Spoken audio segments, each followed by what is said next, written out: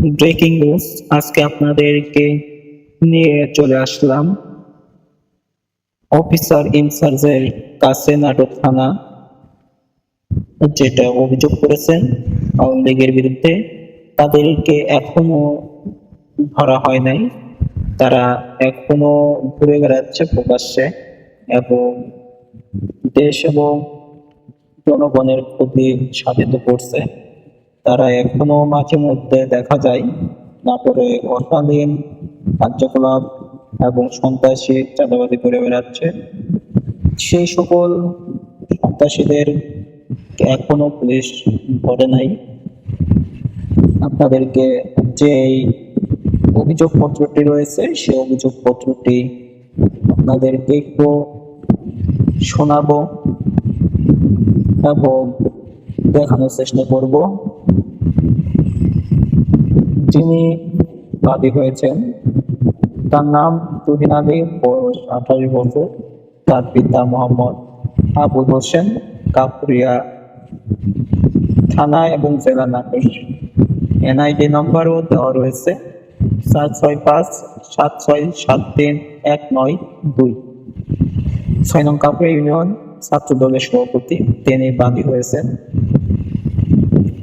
তিনি 24/5/2026 খ্রিস্টাব্দে থানায় হাজির হয়ে তিনি এজাহার করছেন আগামী শফিকুল ইসলাম শিমুল 48 বছর বয়সে, পিতা মৃত হাসান আলী সর্দার কান্দিভিটা বিনা ভোটে এবং ভোট ডাকাতির মাধ্যমে সংসদ সদস্য হয়ে নাটোরে সন্ত্রাসের রাজত্ব কায়েম করাকালে প্রতিপক্ষ রাজনৈতিক দলের নেতা ও কর্মীদের গুম, খুন এবং মিথ্যা মামলায় জর্জরিত করেছিলেন। তাকে উক্ত 1 নম্বর আসামি করেছেন ইউনিয়ন পরিষদের বরাদ্দকৃত রিলিফ, দুস্থদের গম, চাউল এবং তার দলের নেতাকর্মীরা অন্যায়ভাবে আত্মসাৎ করে নিয়েছে সেই মর্মে মামলাটি করা হয়েছে। মনোনীত 6 নং কাপুরিয়া ইউনিয়নের চেয়ারম্যান আবুল কালাম আজাদ বিভিন্ন সময় চাপ সৃষ্টি করত। দলীয় কার্যক্রম সম্পাদনের লক্ষ্যে 6 নং কাপুরিয়া ইউনিয়নের চেয়ারম্যান আবুল কালাম আজাদ এর সাথে ঘনিষ্ঠভাবে মেলামেশা ছিল। 6 নং কাপুরিয়া ইউনিয়নের চেয়ারম্যান আবুল কালাম আজাদ রাজি না হলে 1 নং আসামি শিমুল সেই তুহিনের হাত পা পঙ্গু করে দিয়ে হুমকি দেয়। বিএনপির 6 নং কাপুরিয়া ইউনিয়নের চেয়ারম্যানের 6 নং ইউনিয়নের সিনিয়র সভাপতি আবুল কালাম আজাদ সহ ভিকটিম এস.এম. মোস্তফা আনাম, বয়স তার 30 বছর, নাটোর সদর ছাত্র দলের আহ্বায়ক। পিতা মোস্তফা আমান দোসনাবাদ কামাল, 35 বছর বয়স, কাপুরিয়া ইউনিয়ন যুব দলের সাধারণ সম্পাদক। পিতা মোস্তফা আমান সহ আরো অনুমান এবং 15-20 জন দলীয় নেতা কর্মীগণ সহ গত 19/8/2023 তারিখে বিএনপির দলীয় কেন্দ্র কর্মসূচির পক্ষে সমাবেশ অংশগ্রহণ করার জন্য 6 নং কাপুরিয়া ইউনিয়নের চেয়ারম্যান সহ দলীয় নেতা কর্মীদের নিয়ে মোটরসাইকেল যোগে রওনা হয়েছিল সকাল 7টা ঘটিকার সময় নাটোর থানাধীন 2 নং তেবাড়িয়া ইউনিয়নের তেবাড়িয়া রেল গেটের পশ্চিম পাশে রাস্তার উপর পৌঁছানোর পরই 1 নং আসামি মদতে অর্থাৎ তার নেতৃত্বে উপস্থিত মোহাম্মদ সাইম হোসেন উজ্জ্বল, বয়স 48, পিতা মৃত আনোয়ার হোসেন, কান্দিভিটা বাড়ি। মোহাম্মদ জাহিদুর রহমান জাহিদ, বয়স তার 48 বছর, পিতা মৃত আজিজুর রহমান। কাপুরিয়াপট্টি আসামি হুকুম দেয় যে আবুল কালাম আজাদ, চেয়ারম্যানকে জীবনের মতো শেষ করে দিতে হবে, শিমুলের হুকুম। সেই হুকুম পাওয়া মাত্রই আসামিরা মোহাম্মদ রাশিদুল ইসলাম কোয়েল, বয়স 34, পিতা আমিনুল ইসলাম আজম, চোখ বৈদ্যনাথ; মোহাম্মদ প্রিন্স, বয়স 32, পিতা অজ্ঞাত, মল্লিক হাটি; মোহাম্মদ আমিরুল ইসলাম জনি, বয়স 40, পিতা মজনু মিয়া, মল্লিক হাটি; মোহাম্মদ নাজমুল হোসেন বাপ্পি, ওরফে হাড্ডি বাপ্পি, বয়স 37, পিতা আব্দুল কুদ্দুস, কান্দিভিটা; মোহাম্মদ উল্লাস, বয়স তার 31, পিতা বাবলু ড্রাইভার, কান্দিভিটা; মোহাম্মদ কানন, বয়স 28, পিতা আমিনুল ইসলাম আজম, চক বৈদ্যনাথ; মোহাম্মদ সজীব, বয়স 32, পিতা বুলবুল কসাই, মল্লিক হাটি; মোহাম্মদ রিয়াজুল ইসলাম মাসুম, বয়স 45, পিতা ওমর আলী, বড় হরিশপুর; এহিয়া চৌধুরী, বয়স 56, পিতা মৃত আকি চৌধুরী, কানাইখালী; কালিয়া, বয়স 40, পিতা ওসমান গনি, হরিশপুর; মোহাম্মদ রমজান আলী, বয়স 56, পিতা মৃত ইশাক আলী, কান্দিভিটা; দস্তগীর সজীব, বয়স 32, পিতা রেজাউল, লক্ষ্মীপুর খোলাবাড়িয়া; মোহাম্মদ মেহরাব হোসেন, বয়স 30, পিতা মিজান, সাধুপাড়া; মোহাম্মদ মোজাম্মেল হক লিটন, বয়স 45, পিতা মকু, জালালাবাদ, বিরামপুর; মোহাম্মদ লিখন আলী, বয়স 27, পিতা মৃত জাফর, কসবা; মোহাম্মদ আফসার, বয়স 50, পিতা কফিল, এটাও কসবা; জালাল আলী, বয়স 50, পিতা বাহারুদ্দিন, কাবরিয়া জোলারপাড়া; মোহাম্মদ মুন্না হোসেন, বয়স 35, পিতা মালিক, দিঘাপতিয়া; মোহাম্মদ আতাউর রহমান, বয়স 40, পিতা আবু সাইদ, জালালাবাদ, টাঙ্গাইলপাড়া, মিশনপাড়া; মোহাম্মদ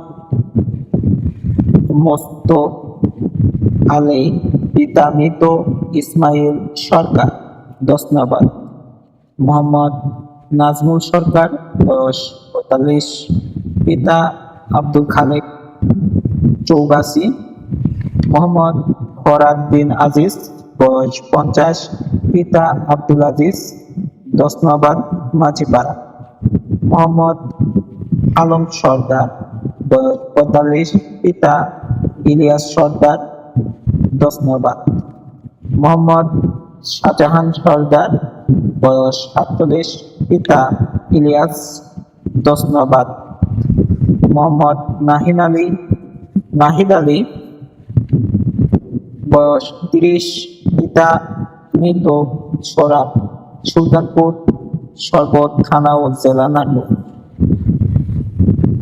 কিয়ামত, বয়স 35, পিতা আঞ্জুম, আসামপাড়া থানা নলডাঙ্গা, জেলা নাটোর; হৃদয় আলী, বয়স 25, পিতা সিরাজ আলী, তোকিয়া; মোহাম্মদ এখলাস মোল্লা, পিতা সাত্তার আলী, পাইকপাড়া; মোহাম্মদ মজনু আলী, বয়স 35, পিতা মৃত মোতালেব, পীরগঞ্জ, নজরপুর; মোহাম্মদ মিজান, বয়স 32, পিতা মোতালেব, পীরগঞ্জ, নজরপুর; মিজান, বয়স 45, পিতা হক মাঝি, মাঝিপাড়া।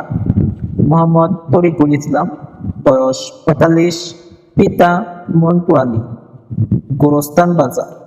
মোহাম্মদ রাকিবুল ইসলাম, বয়স ৪৫, পিতা সাত্তা, রতাবাড়িয়া। মোহাম্মদ ইকবাল হোসেন, বয়স ৩৩, পিতা ইস্কান্দার আলী, ঢালান বাজার। মোহাম্মদ রাসেল, বয়স ৩৮, পিতা আব্দুল কাদের, দশনাবাদ।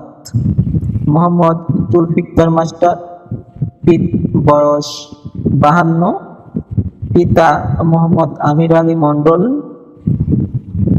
জালালাবাদ, বিরামপুর। মোহাম্মদ মিজানুর রহমান মিলন, বয়স ৪০ বছর, পিতা মোহাম্মদ ওয়াজউদ্দিন, সুলতানপুর। মোহাম্মদ আব্দুল মতিন, বয়স ৫০, পিতা মৃত বাহারউদ্দিন, কাপুরিয়া, জলারবাদ। মোহাম্মদ মাহবুব, বয়স ৪০, পিতা মোহাম্মদ মকসেদ, দশনাবাদ। মশিউর, বয়স ৪০, পিতা আতাউর রহমান, লোটাবাড়িয়া। মোহাম্মদ জাহাঙ্গীর, বয়স ২৬, পিতা আব্দুল মতিন, কাপুরিয়া, জলারপাড়া। মোহাম্মদ আশিক, বয়স ৪৫, পিতা আশরাফ ডাক্তার, জালালাবাদ, সরকারপাড়া। মোহাম্মদ আব্দুল গফুর, বয়স ৫৫, পিতা মৃত কাশেম সর্দার, দশনাবাদ। মোহাম্মদ রবি, বয়স ৪৫, পিতা নুরুল আমিন, রায়পাড়া। মোহাম্মদ পিঞ্চ, বয়স ৩৫, পিতা মোহাম্মদ নাসির, জালালাবাদ, সরকারপাড়া। মোহাম্মদ আরিফুল ইসলাম রিপন, বয়স ৪৫, পিতা মোহাম্মদ আজিজ, চৌগাছি। মোহাম্মদ ইউসুফ আলী, বয়স ৫৫, পিতা মোস্তফা, একডালা। মোহাম্মদ আফজাল, বয়স ৩৫, অজ্ঞাত, পিতা ঢালান মাঝিপাড়া। মোহাম্মদ শওকত আলী অনিক, পিতা মোহাম্মদ আব্দুল জব্বার, মাঝিপাড়া। মোহাম্মদ ইমান হোসেন, বয়স ৪০, পিতা মোহাম্মদ মোতালেব, দশনাবাদ। মোহাম্মদ নাজমুল সরকার, বয়স ৫০, পিতা মোহাম্মদ নাদের আলী, তেবাড়িয়া। আবুল, বয়স ৪৫, পিতা আরজিন, মাছদিঘা। জয়নাল শাহ, বয়স ৫৪, পিতা নবীর শাহ, মাধবনগর। মোহাম্মদ আলিম, বয়স ৫৫, পিতা জয়নাল সর্দার, হলুদঘর, শিখপাড়া। মোহাম্মদ আয়ুব আলী, বয়স ৫৫, পিতা মৃত দুখাই মণ্ডল, বন্ধুপুর, সর্ব থানা, নয়ডাঙ্গা, জেলা নাটোর, গণসহ অজ্ঞাতনামা। থেকে ২৫ জন হাতে রামদা, চাইনিজ পুরা, লোহার রড, হাতুড়ি, আগ্নেয়াস্ত্র এবং হাতে বোমা ককটেল লইয়া নিয়ে রেলগেটের নিকট অবস্থান করেন। সেখানে অবস্থান দেখতে পেয়ে একযোগে আক্রমণ করে বিএনপির নেতাকর্মীদের ওপর এবং বিএনপি নেতাকর্মীদেরকে মারপিট করেন তারা সকলে মিলে।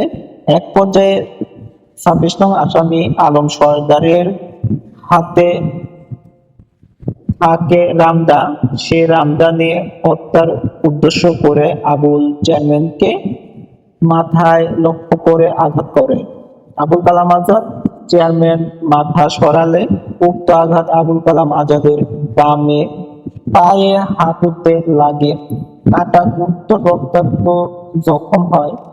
৩২ নং আসামি মজনু আলী তাহার হাতে থাকা বড় হাতুড়ি দ্বারা আবুল কালাম চেয়ারম্যানের বাম পায়ের একই স্থানে উপরে সজোরে আঘাত করে হাঁটুর হাড় ভেঙে দেয়। আবুল কালাম চেয়ারম্যান মোটরসাইকেল নিয়ে পড়ে যায়। 33 নং আসামি মিজান তার হাতে থাকা লোহার রড দিয়ে হত্যার উদ্দেশ্যে ছাত্রদলের সভাপতির মাথায় আঘাত করে এবং ছাত্রদলের সভাপতির পাশে আবুল কালাম চেয়ারম্যান তার বাম হাত দিয়ে বাধা দেওয়ার চেষ্টা করলে তার বাম কাঁধে হাড় ভেঙে যায় বাড়ি খেয়ে এবং জখম হয়। 25 নং আসামি ফরহাদ তার হাতে থাকে চাইনিজ কুড়াল। সে আবুল কালাম চেয়ারম্যানের পিঠে আঘাত করে এবং গুরুতর রক্তাক্ত করে জখম করে দেয়। 6 নং আসামি আমিরুল ইসলাম জনি তার হাতে থাকে রামদা।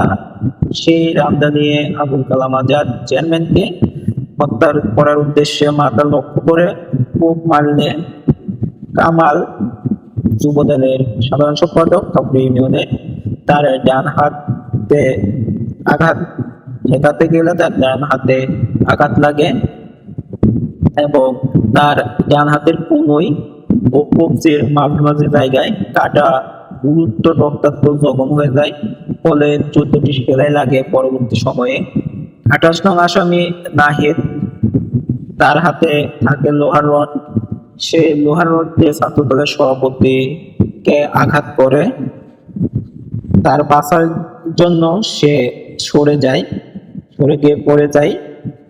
যাওয়ার পর তার বাম পায়ের হিপ জয়েন্ট যেটা রয়েছে হাড় ভাঙে গুরুতর জখম হয়ে যায় সেখানে। 6 নং আসামি আমিরুল ইসলাম জনি হত্যার উদ্দেশ্যে হাতুড়ি দিয়ে নাটক থানা ছাত্র দলের আহ্বায়ক মোহাম্মদ মোস্তফা আনামকে মাথায় তার লক্ষ্য করে আঘাত করে। কাত করে ঘাড়ে লেগে গেলে পড়িয়া যায় সে। তখন সেখানে পিঠে আঘাত করে মেরুদণ্ডে হাড় ভেঙে ফেলে। আনাম উক্ত আঘাতে মাটিতে পড়ে যায়। সেখানে 7 নং আসামি নাজমুল হোসেন বাপ্পির হাতে থাকে চাপাতি। সেই চাপাতি দিয়ে আনামকে হত্যার উদ্দেশ্য করে আঘাত করতে থাকে ডানে ও বামে, পায়ের রক কেটে দেয়। এক পর্যায়ে আসামি রিয়াজুল ইসলাম মাসুম, ইহা চৌধুরী, রমজান আলী এবং অন্যান্য আসামি সবাই মিলে তাদের নিকটে সকলের কাছে পিস্তল, একাধিক ফাঁকা গুলি করে এবং আসামি উল্লাস করে কানন, সজীব, আফসার, জালাল আলী, আতাউর, আয়ুব আলী, আলিম, আবুল ও মুন্নাগণ এবং জুলফিকার বেআইনিভাবে বিদেশপূর্ণভাবে জীবন ও তাদের সম্পদ বিপন্ন এবং আতঙ্ক তৈরি করার লক্ষ্যে তাদের হাতে থাকা বিস্ফোরক অর্থাৎ ককটেল তাদের উদ্দেশ্য বিএনপির নেতাকর্মীদের উদ্দেশ্য করে বিস্ফোরণ ঘটায়। তারা এলাকায় একটি ভীতিকর পরিবেশ সৃষ্টি করেছিল। সেদিন জখমকারীরা রাস্তায় মৃত প্রায় অবস্থায় পড়ে থেকেছিল। তাদেরকে নেওয়ার মতো কেউ ছিল না এবং যদি তাদেরকে কেউ নিত তাহলে তাদেরকে হুমকি দিয়ে থামিয়ে দেওয়া হতো, যার কারণে কেউ তাদেরকে সাহায্য করতে পারে নাই এলাকাবাসী। আসামি সকল কালাম চেয়ারম্যানকে মৃত ভেবেছিল এবং সেখানে মৃত ভাবার কারণে সেখান থেকে চলে যায় তারা।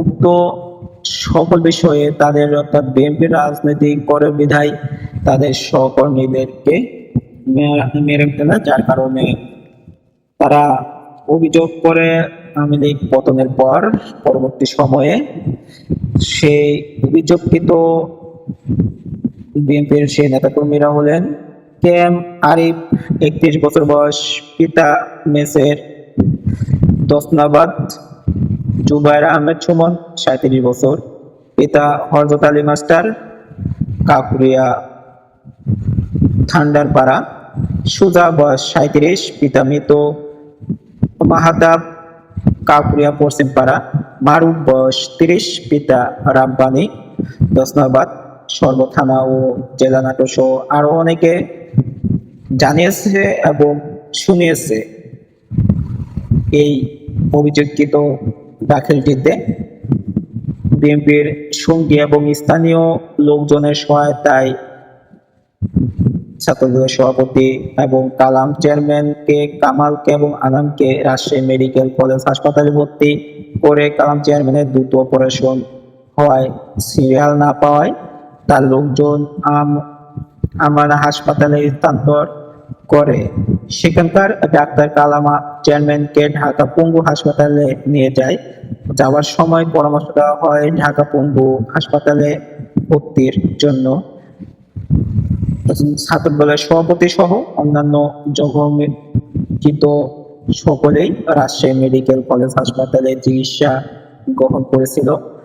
আসামিগণ অর্থাৎ যাদের বিরুদ্ধে এই দায়েরকৃত মামলা করা হয় তৎকালীন রাজনৈতিক প্রভাবশালী হওয়ায় তারা ছাত্রদলের সভাপতি সহ ছাত্রদলের সকল নেতাকর্মীদেরকে এবং নেতাকর্মীর যারা প্রোগ্রাম করতো তাদের সবাইকে ভয়ভীতি প্রদর্শন দেখায়, কোনো কোনো জায়গায় গোলাবারুদ এবং পিস্তল নিয়ে এবং র্যাব নৌবাহিনী এবং পুলিশ বাহিনী দিয়ে তাদেরকে হুমকি দেয়।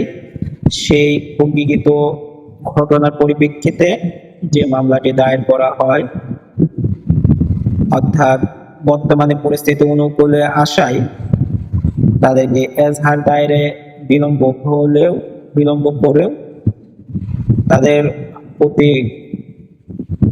প্রার্থনা করেছেন এবং উল্লেখিত ঘটনায় আসামিদের বিরুদ্ধে আইন অনুসারে ব্যবস্থা গ্রহণ করতে তারা চাচ্ছেন এবং তারা এজাহার কথা মতো কম্পিউটারে লিখে সঠিক মর্মে সজ্ঞানে স্বাক্ষর করেছেন নিবেদক মোহাম্মদ তুহিন আলী।